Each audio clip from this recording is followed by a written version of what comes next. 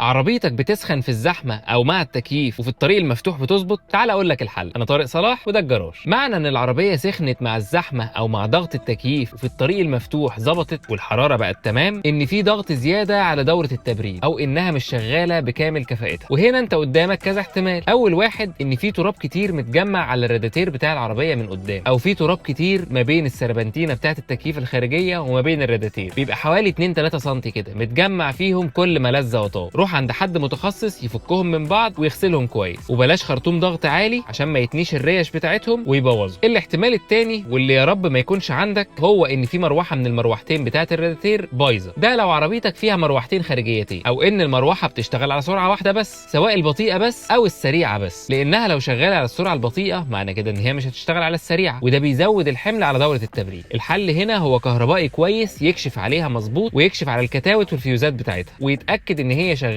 تمام التمام، لان ساعات المشكله ممكن ما تكونش من المروحه نفسها وتكون من الكتاوت او الكنترول او الفيوزات بتاعتها. شير ولايك للفيديو لو عجبك.